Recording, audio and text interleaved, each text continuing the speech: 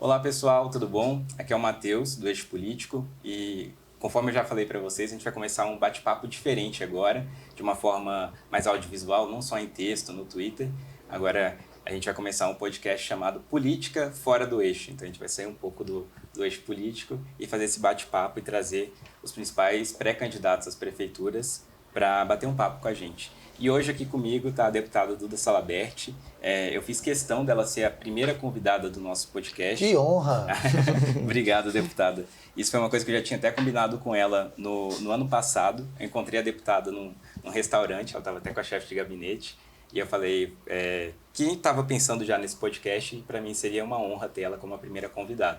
E aí alguns contratempos de agenda a gente teve, mas ainda bem que agora saiu o podcast. E antes de começar, só para eu passar um pouquinho da história da Duda, a Duda ela é professora de literatura, é ambientalista, sempre está lá na Comissão de Meio Ambiente da Câmara batendo de frente, que foi instalada hoje, né? Hoje, mesmo esvaziada, eu estou lá, mas foi instalada hoje. Finalmente. E, enfim, ativista, né? Uma política bem notável, não só na política mineira, mas agora brasileira também. Filiada ao PDT, que é o Partido Democrático Trabalhista de Minas, e, enfim, tem uma trajetória marcante. Como é que foi como que deu esse start da sua vida política, Duda? Conta pra gente. É difícil dissociar minha vida pessoal da minha vida política. Na verdade, desde a minha infância, eu tenho uma relação afetiva com a política, e eu me lembro perfeitamente das eleições de 1989. Eu sou de 81. Nas eleições de 89, que tinha aquela quantidade absurda de candidatos. Primeira eleição democrática, né? E entre eles estavam ali Leonel Brizola, Collor, Lula, Maluf, entre outros, né? Enéas, etc. Uhum. E eu me lembro como aquela eleição, ela me atravessou emocionalmente, porque eu morava numa rua e tinha muito essa questão da rua que você morava, né? Você é rival da rua de cima. E era uma rua essencialmente que ia votar no Lula. E a minha bicicleta, toda com adesivos do Lula, uma festa para acompanhar aquelas eleições. E no primeiro turno foi uma grande festa para votar. E no segundo turno já era uma outra atmosfera. Então, ali foi a primeira memória afetiva com a política, em 89. Depois, na escola, ajuda a participar e construir grêmios estudantis. Você participou do movimento estudantil também? Isso, na universidade, também na participação e construção de diretórios acadêmicos, participei também do DCE. Veio 2013, que mudou a geopolítica e a estrutura política também do Brasil, e eu participei das jornadas de 2013, também sou produto, resultado, consequência de 2013, que continua viva até hoje, e fiz parte também daquela mobilização toda. E acabo depois, isso em 2013, e depois fiquei um pouco distante da política e inicio minha transição de gênero por volta de 2016, e aí a própria identidade, o próprio corpo também vai se constituindo politicamente num contexto de tamanho preconceito e violência. E filio a um partido político em 2017. Isso foi quando No final de 2016 eu me filio no partido. Isso foi quando você se filiou ao PSOL. Em 2016 me filio no PSOL, e há uma frase, um versículo do Apocalipse que eu gosto muito, que diz assim: Deus vomitará os mornos, Deus vomitará os mornos, porque não há coisa pior que uma pessoa morna, uma vida morna, uma fé morna, uma política morna. Nós temos que ser intensas em tudo. Eu vivi intensamente o partido de 2016, 2017, e aí em 2018 o partido me convida para disputar o governo do estado de Minas Gerais. Eu rejeitei porque não tinha o objetivo de disputar as eleições. Eu queria construir um programa que fosse vocalizado pelos parlamentares. Aí nesse mesmo ano de 2018 o partido me convida para disputar para deputada federal e estadual. Também rejeitei porque não queria participar do processo eleitoral. Se tivesse disputado aquele ano, possivelmente teria ganho para deputada estadual e federal, porque eu aceitei disputar para o Senado naquele ano e tive uma votação que eu vou levar para o túmulo. Foi uma das maiores vitórias da minha vida. Em 2018 eu tive 3 vezes mais votos que o Aécio Neves. Então eu levo isso para minha lápide, para o meu túmulo. Que ele estava concorrendo à reeleição naquela época, não era? Ele estava para deputado federal, ele fez 100 mil votos, eu fiz 300 e poucos, 350 mil votos. Acho que foi a eleição que ele veio para deputado logo depois de ser senador. Exatamente. E aceitei disputar as eleições para o Senado aquele ano. Eu sabia que não ia ganhar. Sabia perfeitamente, porque depois da presidência, o cargo mais disputado é de senador. Mas aceitei porque eu entendia que nós vivíamos em 2018 a maior crise do sistema capitalista até então. E toda vez que a economia entra em crise, há um achatamento da categoria de humanidade e o sistema quer nos reduzir a coisa, máquina, objeto que só trabalha, só produz. Quer nos coisificar, nos reificar. E aí eu entendi que no contexto de crise econômica que nos coisifica, é fundamental disputar a dimensão do simbólico. O simbólico é tudo aquilo que não é concreto, tudo que não é material, mas tudo que nos humaniza. É no simbólico que mora os sonhos. Uma máquina é incapaz de ter sonhos. Quanto mais nós sonhamos, mais humanos nós somos. É no simbólico que mora a fé, a paixão, a utopia, Dom Quixote, a poesia. E a minha candidatura daquele ano seria simbólica, e foi simbólica. Porque Senado, em sua etimologia, significa senhores. É a casa dos senhores. Tanto é que o primeiro banheiro feminino construído no Senado foi só em 2016. Se o Senado é a casa dos senhores, ter uma travesti querendo penetrar os espaços dos senhores seria altamente simbólico. E Senado, até aquela eleição, a idade mínima para disputar é 35 anos. Dizem, não há nenhuma comprovação, mas dizem que a expectativa de vida de uma travesti no Brasil é cerca de 35 anos, mais simbólico ainda. E Senado, desde a Roma Antiga, é sempre ocupado por moralistas. E meu corpo, que é lido como um corpo imoral, disputar aquele espaço seria também disputar um conceito de moralidade. Aí aceito disputar, faço umas eleições dando aula, não parei de dar aula, e termino as eleições com 351 mil votos. O fato me colocou como a pessoa mais bem votada da história do partido em Minas Gerais, e até hoje é esse recorde. Se não me engano, a senhora foi a primeira pessoa trans a concorrer para o Senado também, né? Foi só em Minas ou no Brasil? Na América Latina. Caramba. Eu fui a primeira transexual, a primeira travesti da América Latina a disputar o cargo de senadora da República. As pessoas perguntam se isso foi uma maior vitória naquele ano. Eu digo que não. Minas Gerais tem 853 cidades. Eu fui votado em todas as cidades. As pessoas me perguntam se essa foi a minha maior vitória. Eu também falo que não.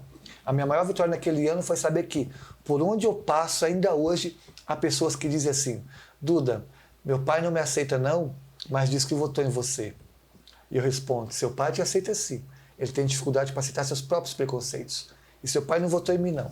Votou nele mesmo, dizendo que a partir daquele dia ele vai olhar a diversidade de outra forma. E essa foi a maior vitória. Saber que 351 mil pessoas em Minas Gerais avançaram em consciência e se sentiram representadas num corpo, numa identidade que historicamente foi lida como algo ruim e negativo para a sociedade, que é o corpo e a identidade das pessoas travestis transexuais. Então foi uma derrota política, foi uma derrota eleitoral, mas uma vitória política. Sem dúvida.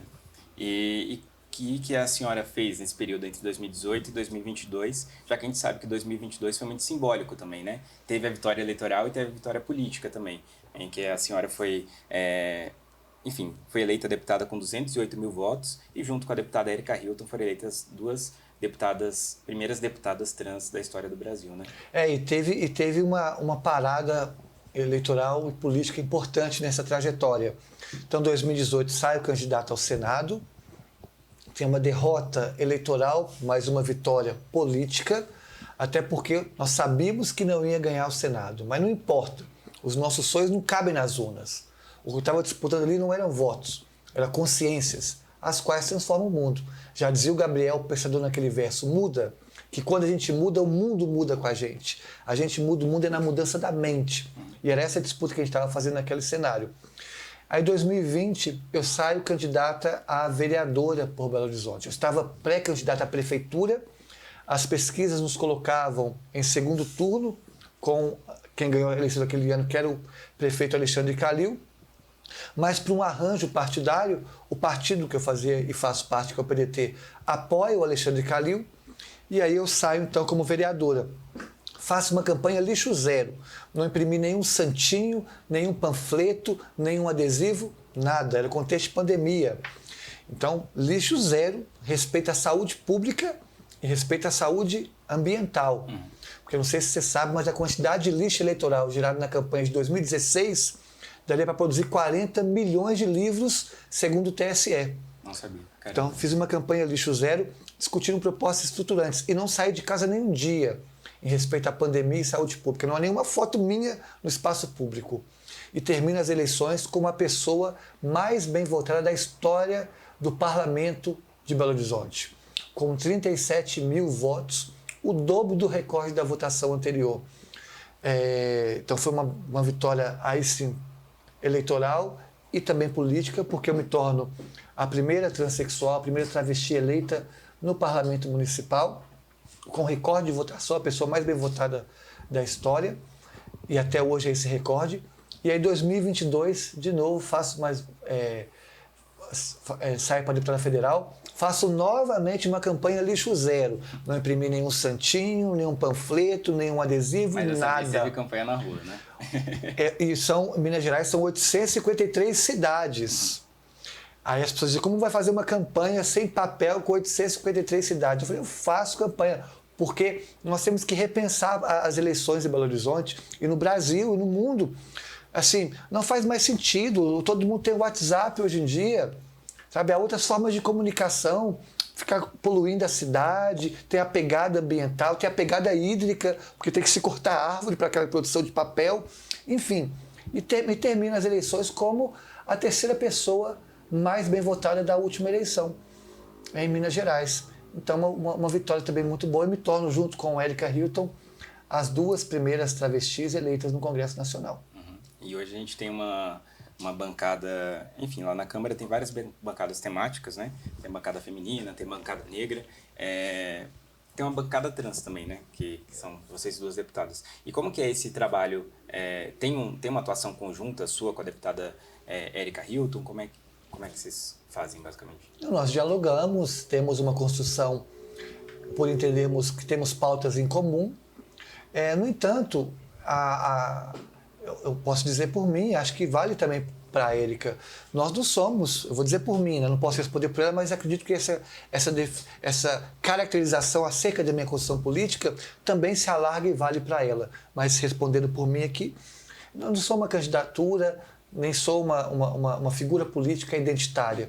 A construção política que faço não diz respeito estritamente à minha identidade. Lógico, o debate acerca do combate à transfobia, o combate ao preconceito, o combate às injustiças de gênero e à violência de gênero, eu já trago isso no meu corpo, no meu ativismo, na minha construção, e vai ser materializada também em projetos legislativos. Mas é muito limitador tratar a nossa candidatura, como a nossa figura e construção como identitária.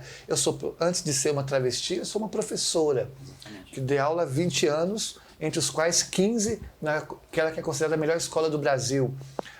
Ambientalista, vegana, tenho pautas, debates sobre questões econômicas, questões ligadas à soberania nacional, temas que são caros, sobretudo nesse contexto de erosão da democracia que a gente tem visto nos últimos anos. E, deputada, você trouxe bastante a questão de você ser professora. Como que isso impacta? A gente vê que lá na Câmara, a senhora é bastante atuante na Comissão de Educação. Como você entende o seu papel como professora? Você acha que isso te dá mais... não sei como é que eu pergunto, mas você acha que te dá mais propriedade para trazer esse debate dentro da Comissão de Educação? Lá, se não me engano, a gente tem também a professora Luciene. Tem diversos professores que já passaram e atuam dentro da comissão. Você acha que isso é um diferencial dentro da Comissão de Educação? E como que você lida com esse papel da Duda, professora, sala de aula, que ela leva essa experiência do que ela já viu dentro de sala de aula para a comissão também? Sem dúvida, eu digo sempre, eu posso estar na política, mas sou professora.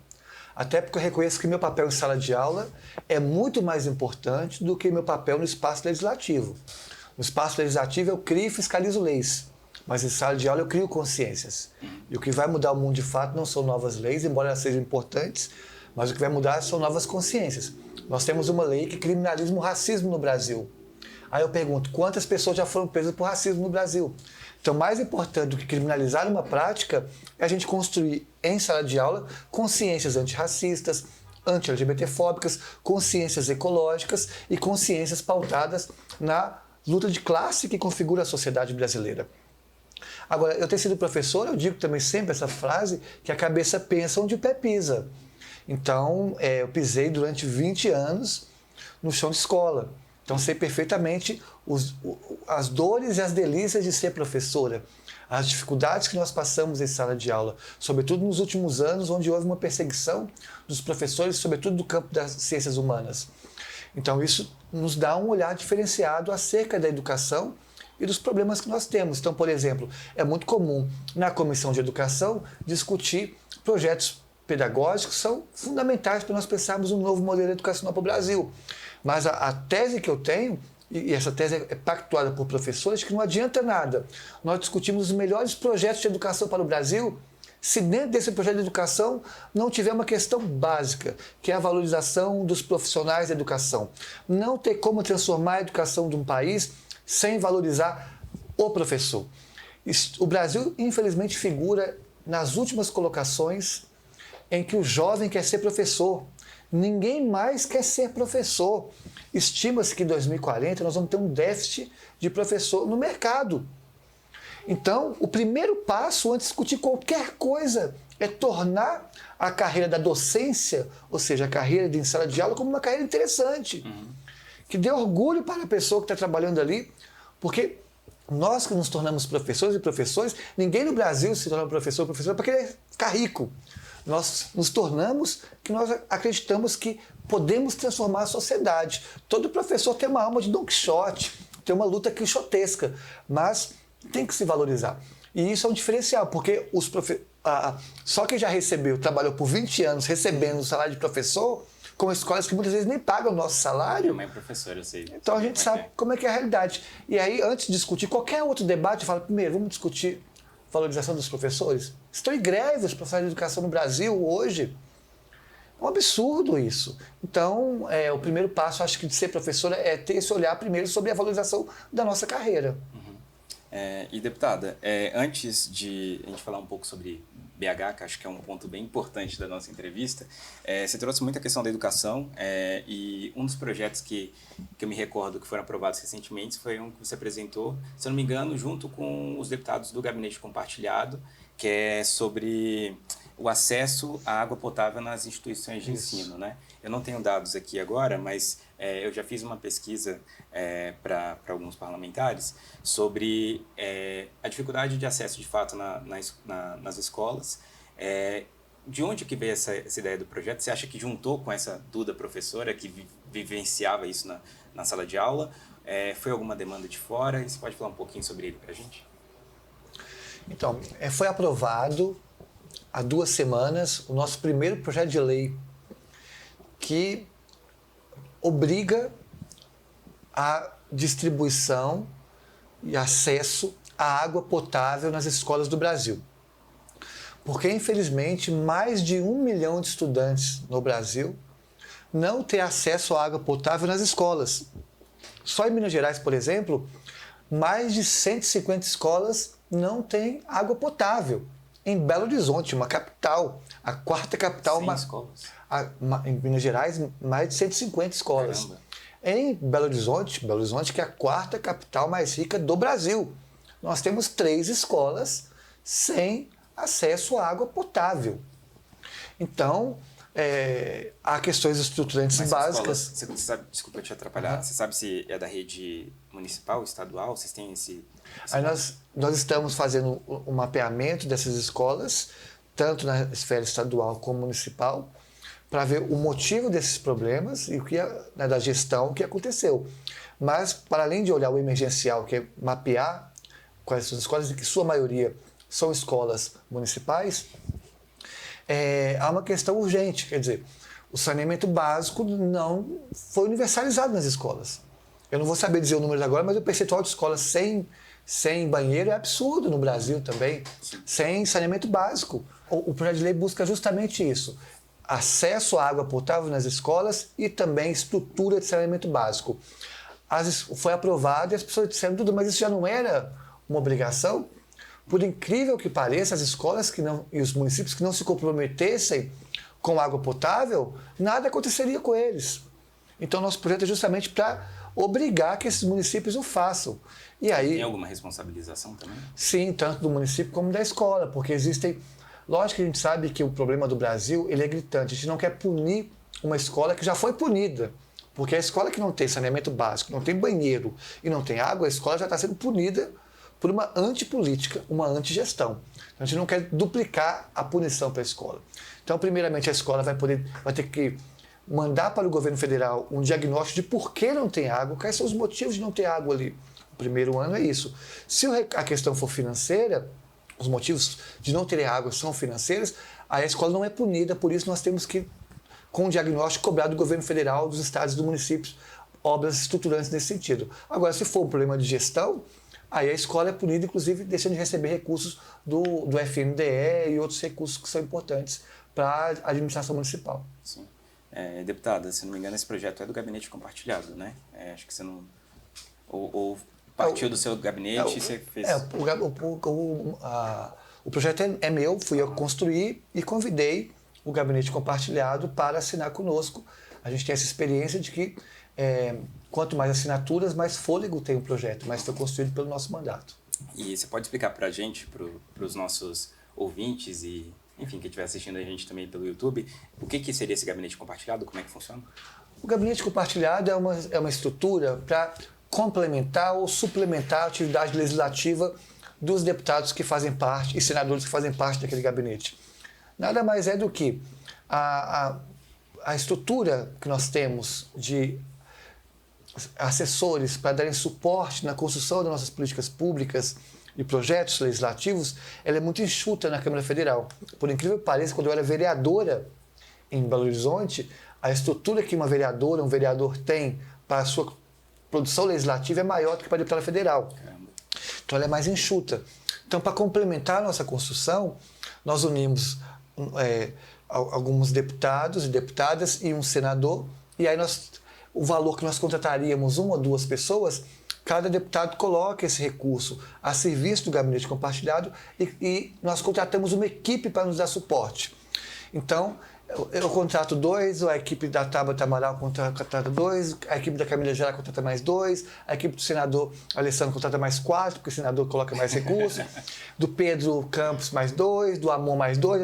Aí nós temos uma equipe, eu tenho o meu gabinete, eles têm o gabinete deles, mas para além disso, esses dois, cada um contratou, está a serviço para complementar a nossa equipe.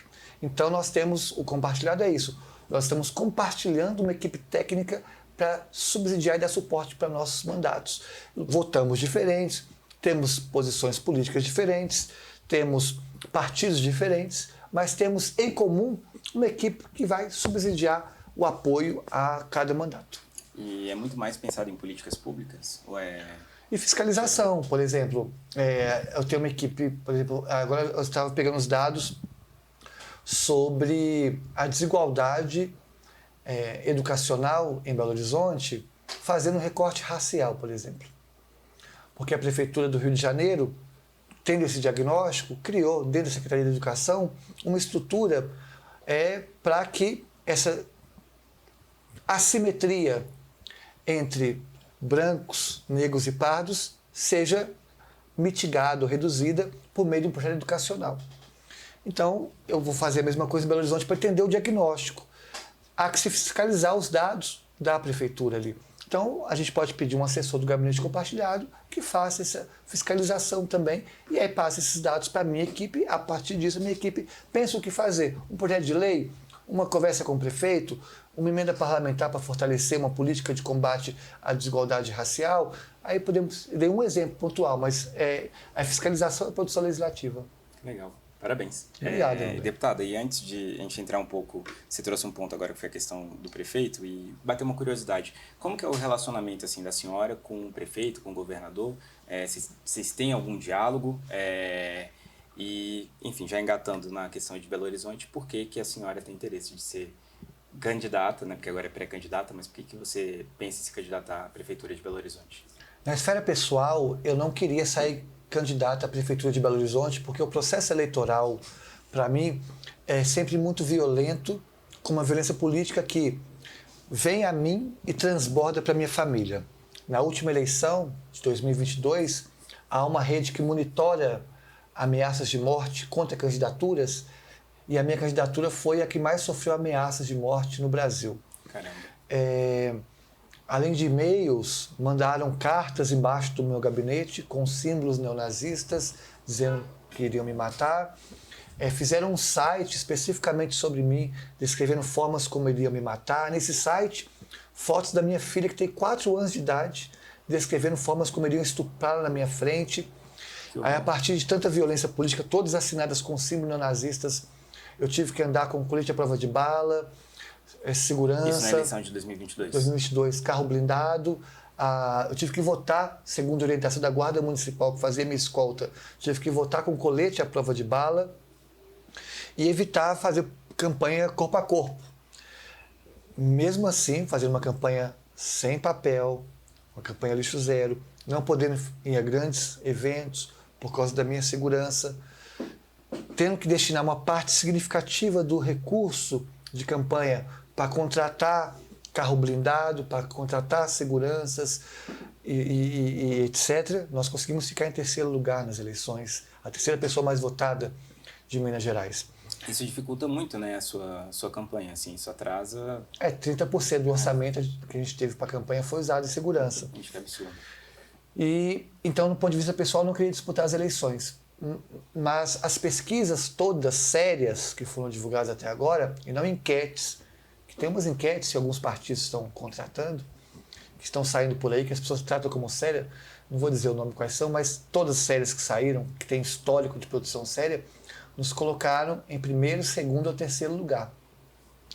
Então, nós temos fôlego eleitoral, fôlego político, e a cidade tem nos chamado para essa disputa.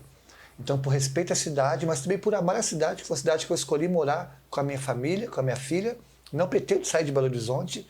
E Belo Horizonte é uma cidade que historicamente teve um DNA progressista, mas que agora está sob risco da ultradireita, já que a ultradireita escolheu Minas Gerais, especificamente Belo Horizonte, como um epicentro, né, do neofascismo, da ultradireita. Então está em risco e a cidade está me chamando para a luta. E eu vou, né? Se eu vou ganhar ou perder, eu não sei, mas sei que vou lutar. Eu fui curioso, trazendo uma questão pessoal, que recebendo pessoas no gabinete, atendimentos, eu recebi uma cigana no meu gabinete, lá em Belo Horizonte, queria conversar comigo, falei, vamos recebê-la. E na conversa, ela queria fazer uma análise mais da dimensão metafísica sobre a minha vida. Aí ela faço alguma pergunta, falei, olha, eu não quero disputar as eleições de Belo Horizonte, mas a cidade tem nos chamado para participar e eu estou nessa dúvida, porque para mim é muito difícil na esfera pessoal pela violência que eu recebo na eleição. Aí ela me contou uma lenda cigana, que eu não vou falar por inteiro, mas parafraseando, a lenda era de que, a síntese da lenda era essa, de que o povo cigano, do qual ela estava narrando, não morreria nunca na batalha, mas morreria quando parasse de lutar. Então ela disse, então não se preocupe com a violência que você vai passar. Se preocupe sim, mas não seja isso o impeditivo. Você não vai morrer na batalha, você vai morrer se você parar de lutar. Então a luta é necessária, então aceitamos essa luta também. Belo Horizonte escolheu, nós estamos no campo. E o cenário lá está bem embolado, assim, né? As pesquisas estão mostrando que o atual prefeito não tem conseguido... O que é estranho, né? Assim, não necessariamente estranho, mas ele era vice-prefeito do ex-prefeito... Alexandre Calil. Calil, muito bem avaliado. O que você acha que pode ocorrer assim nesse cenário que está praticamente 5 candidaturas emboladas ali? E qual é a principal janela de oportunidade que a Duda vê para conseguir se destacar? Entre as capitais, Belo Horizonte é a capital cujo cenário está mais aberto na disputa eleitoral, em que qualquer um pode ganhar. Uhum. A direita e a esquerda e o centro estão pulverizados em candidaturas. E essas candidaturas até então têm sinalizado que vão continuar e que vão disputar mesmo. Não é puramente lançar o nome, ou lançar o nome para disputar uma vice, ou lançar o nome para negociar. Elas têm se mostrado que vão disputar. Então, no campo da direita, há 3 ou 4 candidaturas, e no campo da esquerda também, 3 ou 4 candidaturas, e no centro também. Então, temos fôlego, temos viabilidade eleitoral. Eu não vou disputar as eleições para demarcar a posição, não vou disputar as eleições para fazer puramente um bom debate. A gente vai disputar as eleições para ganhar as eleições. Porque para mim, como eu disse, é algo caro participar do processo eleitoral devido à violência que eu e minha família passamos. Envolve sua vida, né? Envolve minha vida e da minha família. A minha filha, que tem 4 anos de idade, para ir ao balé, para ir à escola, tinha que andar escoltado com 5, 6 policiais armados. Não foi esse o projeto de vida que eu sonhei construir para mim, para ter a minha filha, para ir à padaria e ter que andar com 6 policiais armados. Então, para mim, é algo muito caro. Se eu vou entrar nesse processo eleitoral, é para ganhar. E as pesquisas têm mostrado que nós temos total chance de ganhar. Temos articulado com os outros partidos do campo progressista também para buscarmos uma unidade ainda no primeiro turno. As conversas têm avançado, mas ainda há tempo para a gente definir como é que vai andar mais para frente. A data para definir é em agosto? As eleições começam, né? As eleições começam na primeira semana de agosto, se não me engano, ou no final da primeira semana. Belo Horizonte vai se definir, chuto eu, nas 48 minutos do segundo turno de julho, que vai definir a posição dos partidos. Sobre o prefeito Fuad Noman, que foi vice do Calil, é uma tragédia, um dos piores prefeitos da história de Belo Horizonte. Primeiro, porque vou dar um exemplo. O Fuad está prefeito há 2 anos. Em 2 anos, ele já trocou 5 vezes o secretário de Educação. A cada 1 mês e meio, em média, ele troca um secretário de Educação. E aí, óbvio que não há continuidade na política pública educacional.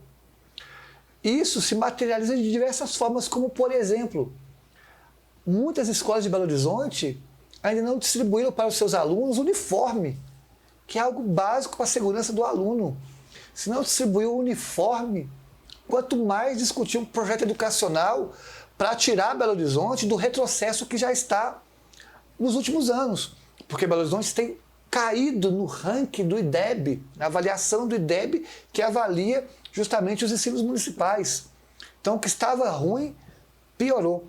Porque o prefeito não tem nenhum projeto para a educação, não tem nenhum projeto para a cidade. É um prefeito negacionista. Nós estamos no contexto de crise climática e ele corta, em média, 20 árvores por dia. Belo Horizonte já foi chamada de cidade-jardim.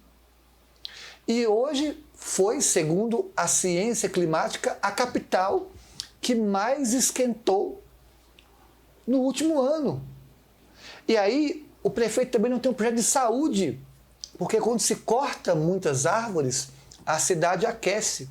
A cidade aquecendo é o ambiente propício para a proliferação da dengue, porque o prefeito tem uma visão arcaica de saúde totalmente desconexa com o que a OMS exige, que é entender o conceito de saúde única, entendendo que a saúde humana, animal e ambiental estão interligadas. Você negligenciar uma saúde impacta diretamente a outra, como nesse caso, ao negligenciar a saúde ambiental, configurando-se como um prefeito de motosserra, que corta 20 árvores por dia, ele ainda negligencia a saúde humana, porque Belo Horizonte vive hoje o pior cenário de dengue da sua história.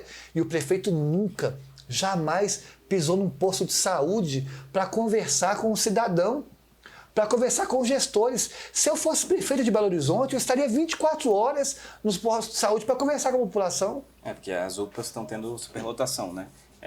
Está tendo demora, pelo que eu peguei aqui, está tendo demora no atendimento e a cidade está tendo, de fato, que nem se... Desmonta a secretaria, põe a secretaria toda nas UPAs. O seu escritório vai ser na UPA. Vamos discutir a questão. É o pior cenário de dengue na história de Belo Horizonte e o prefeito não foi a uma UPA conversar. Absurdo. Então, por isso que ele é mal avaliado. E ele também, há uma questão também, que o prefeito de Belo Horizonte, ele é filhote do Aécio Neves. É um prefeito tucano, sempre trabalhou com o Aécio Neves, foi secretário do Aécio Neves. Então, toda a política que o Aécio Neves fez de desmonte da educação, de criminalização da educação, de enfrentamento aos professores, de combate aos professores, quem era o maestro dessa política era o prefeito Noman, que na época era secretário.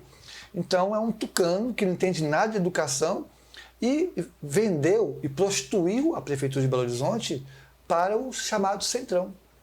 Então, é muito ruim o cenário. Ele não vai conseguir Anota o que eu estou dizendo. O prefeito vai terminar as eleições com 3% das pesquisas.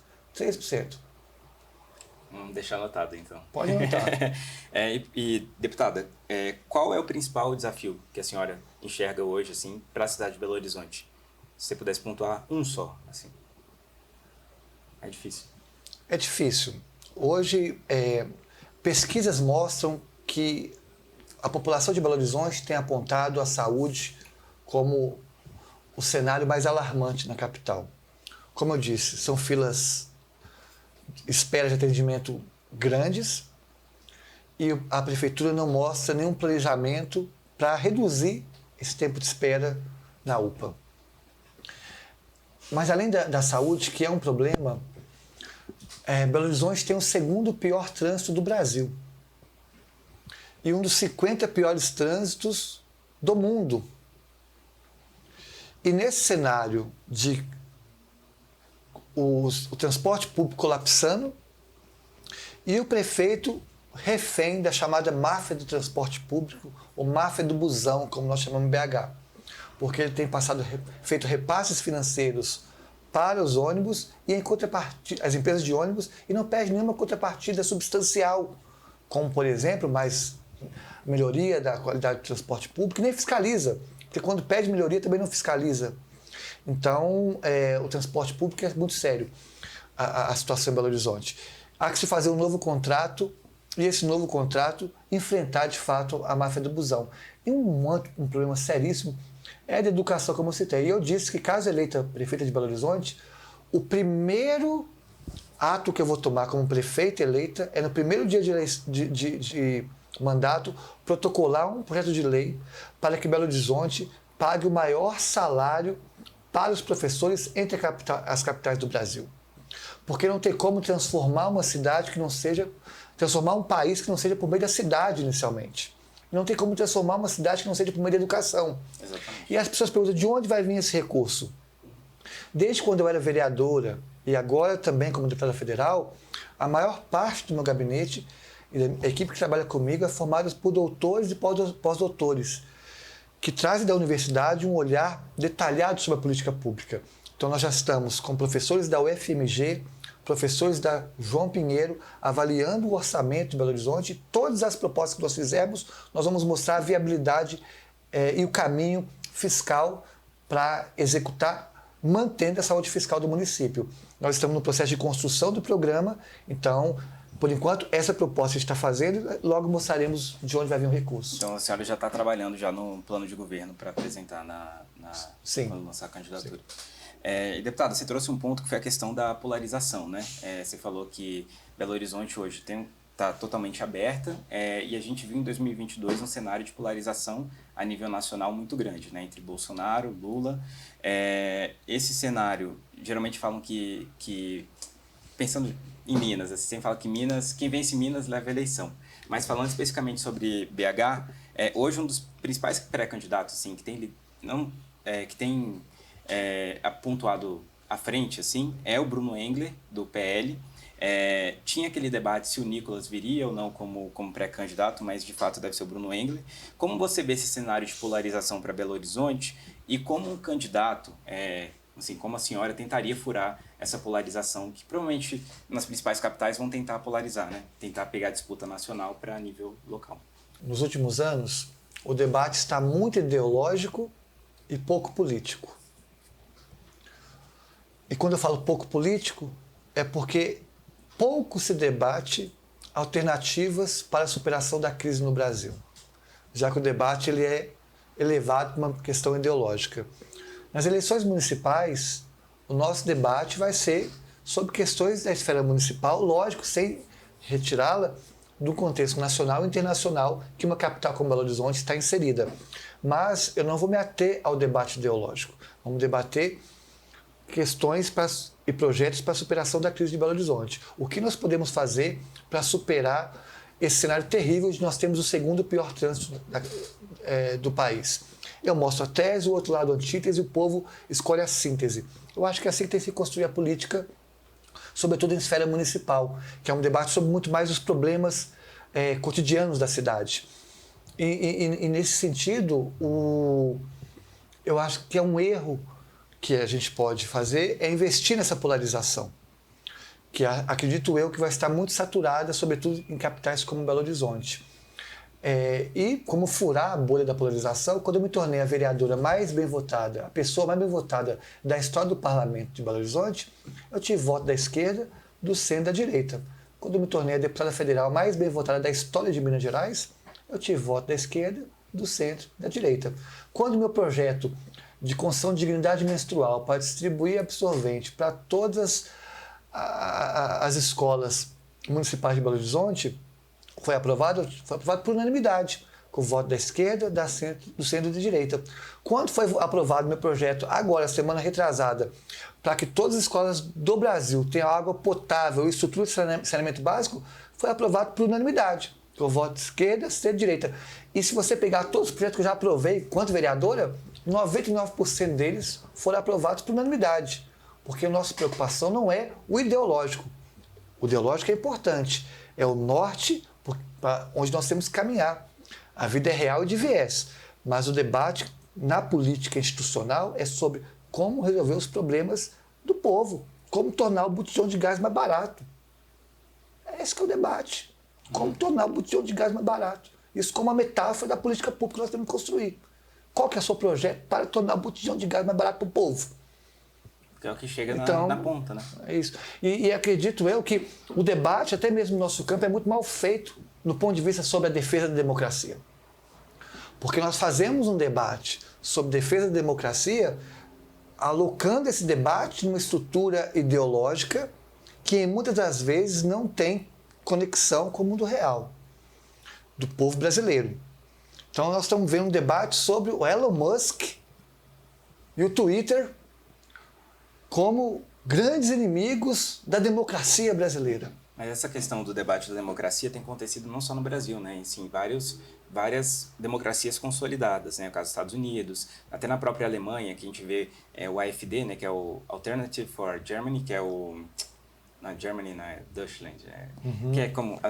enfim, que é o partido de extrema-direita, com um discurso, inclusive, nazista, que tem crescido, pontuado bastante. Então, acho que isso é uma dificuldade em todos esses... As fake news sempre existiram e elas tomaram um contorno muito mais forte e potente com as redes sociais.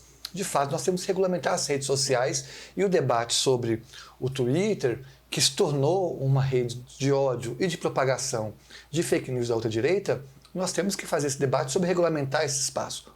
Não é, isso é indiscutível. Mas não se combate o fascismo numa briga com Elon Musk, que é um idiota. Se combate o fascismo com uma política econômica séria para o povo.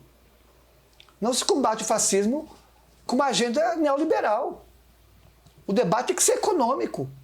E não vamos discutir, o Elon Musk é um risco para a democracia do Brasil. O risco para a democracia no Brasil é você manter uma política neoliberal no ponto de vista econômico, pronto. Que é um solo fértil para crescimento do fascismo. É isso que é o debate. O debate central é esse, a política econômica. Lógico que o Elon Musk tem seus problemas, e são grandes, porque tem uma rede de ódio, que é o Twitter, que propaga fake news. E a propagação de fake news é um dos elementos para a erosão das democracias. Mas, calma lá, há questões muito mais substanciais. Quantas pessoas no Brasil acessam o Twitter, pô? Poxa, o eixo está muito forte do Twitter. O eixo está muito forte, tá bom, mas vamos pegar a população brasileira.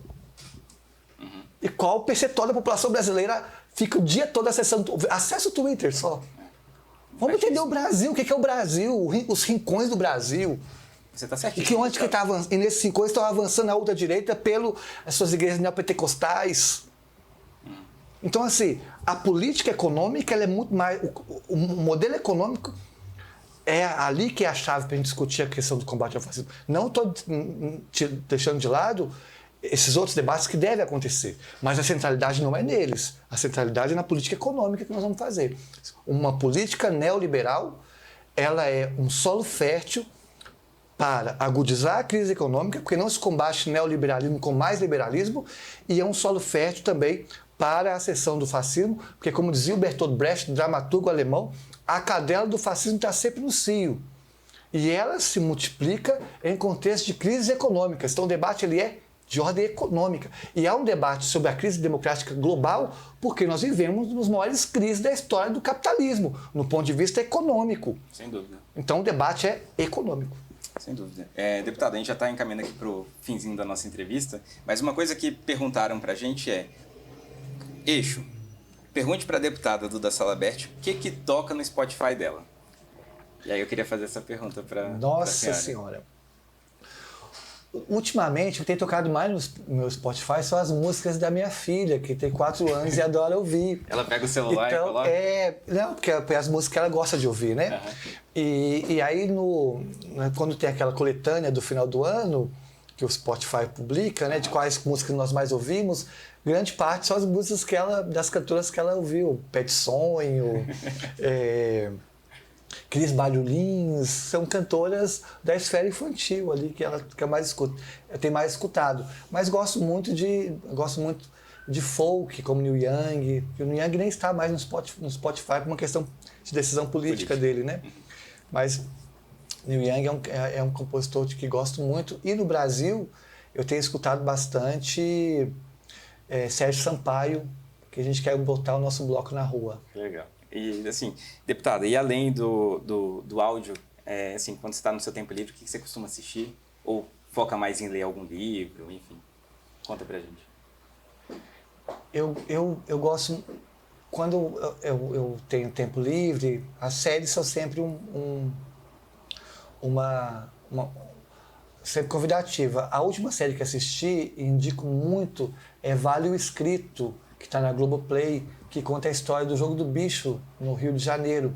E como o Jogo do Bicho é também mais uma das ferramentas, umas estruturas de erosão da estrutura democrática e política daquele local e agora a esfera nacional. Então, Vale o Escrito, eu indico muito. Legal, muito obrigado. Acho que é isso. Hoje a gente conversou com a deputada Duda Salabert, pré-candidata à Prefeitura de Belo Horizonte. Para mim foi uma honra começar esse podcast contigo. É uma pessoa que acompanha a gente nas redes e sempre que eu cruzo lá no Congresso, sempre me cumprimenta com muito carinho. Então, muito obrigado, deputada. Foi um prazer ter batido esse papo com a senhora. E sucesso, boa sorte na sua pré-campanha e campanha. Eu que agradeço, parabenizo o Eixo Político pelo trabalho jornalístico. O jornalismo de qualidade tem que sempre aplaudido, entendendo que o jornalismo ele é um antídoto para essa crise democrática que nós temos. Então, o trabalho que você faz cotidianamente, seja no Twitter, seja no Instagram, seja nos bastidores, é antídotos que você está materializando em defesa da democracia. Tenho certeza que o Eixo Político vai crescer e muito. Muito obrigado. E muito. E não tenho a menor dúvida, sou leitora, acompanho, me formo também politicamente a partir da produção intelectual e jornalística de você. Então, tenho certeza que a gente está em boas mãos. É bom ver jornalistas novos surgindo com essa preocupação com a democracia, com o contraditório e com um país mais soberano. Obrigado por que vocês têm feito. Muito obrigado, deputada.